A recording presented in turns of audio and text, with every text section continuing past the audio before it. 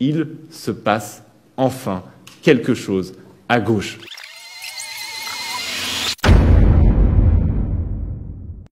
Qu'est-ce qu'on fait avec ces gens qui sont dans la Méditerranée? Il y a eu 20 000 morts. 20 000 morts. On les raccompagne chez eux, monsieur. Non, mais la question a été posée. Et ni Madame, laissez-moi parler. Ni Madame Loiseau, ni Monsieur Bellamy n'ont dit ce que chaque humaniste devrait dire en premier mot. On les sauve. En fait, on nous explique aujourd'hui que le grand débat, celui de ces élections européennes, c'est de savoir qui de Marine Le Pen ou de Emmanuel Macron sera en tête au soir du 26 mai. La belle affaire. Faut être sérieux, hein, parce qu'on en a marre, nous, hein. Je sais que c'est beaucoup d'espérance sur vos épaules, sur tes épaules, Raphaël. Mais je sais aussi que ton histoire, ton parcours, ton cheminement, tu viens d'une autre histoire que celle des socialistes dont je viens de parler. Mais c'est ça qui fait la force de ce que nous pouvons faire ensemble.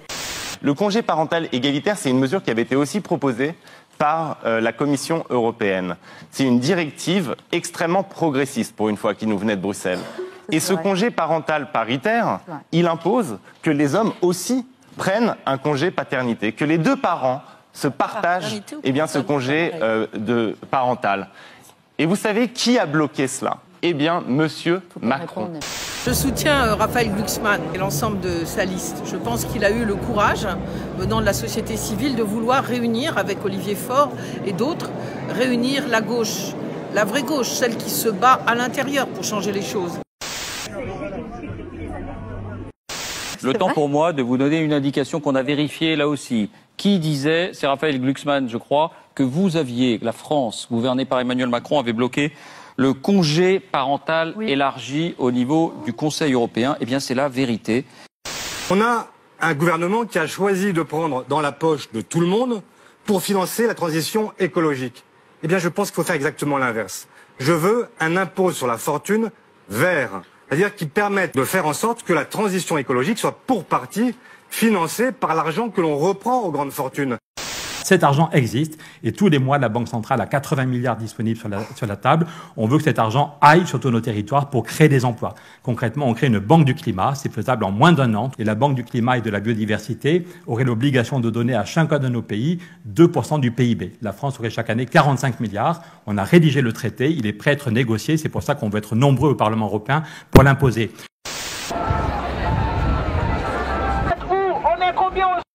10 ans pour changer le monde, vous vous rendez compte?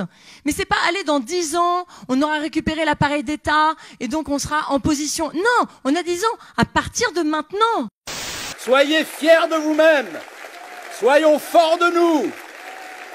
Déterminés à agir et à réussir pour la République, pour la France, pour l'Europe.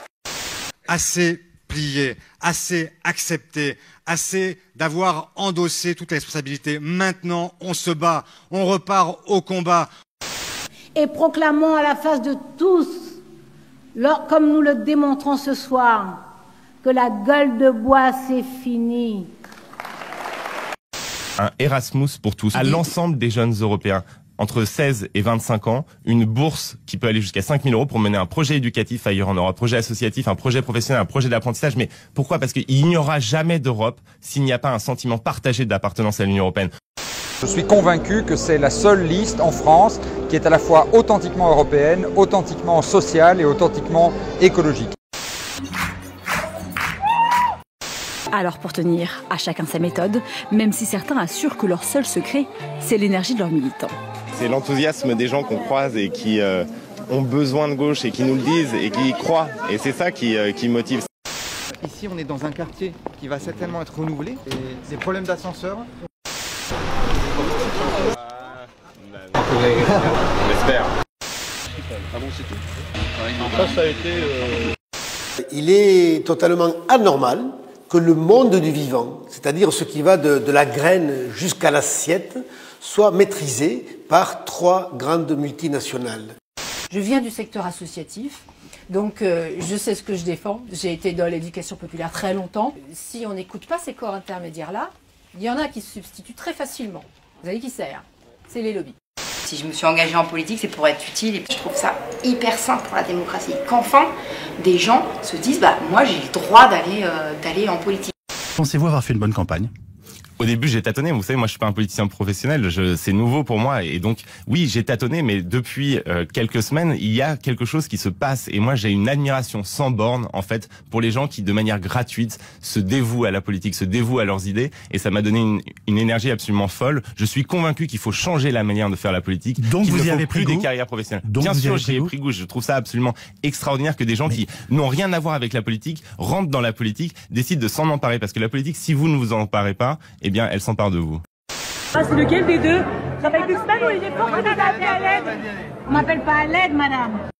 C'est le schéma. Alors c'est quoi ce schéma? Du Parlement européen. C'est la répartition des sièges. Emmanuel Macron, sa liste ira dans ce petit groupe-là. L'enjeu de ces élections, c'est de savoir si le Parlement va basculer à gauche ou à droite. Ce que tu as accompli est extraordinairement précieux. L'enjeu dans ces élections européennes, c'est de savoir qui, de la gauche ou de la droite, va dominer les politiques européennes pendant les 5 prochaines années. Vous qui avez cru aux promesses d'Emmanuel Macron, vous qui vous sentez floué, vous qui n'y avez jamais cru, vous qui avez envie d'Europe, vous qui avez envie d'Europe écologique, sociale, démocratique, solidaire, le combat ne fait que commencer.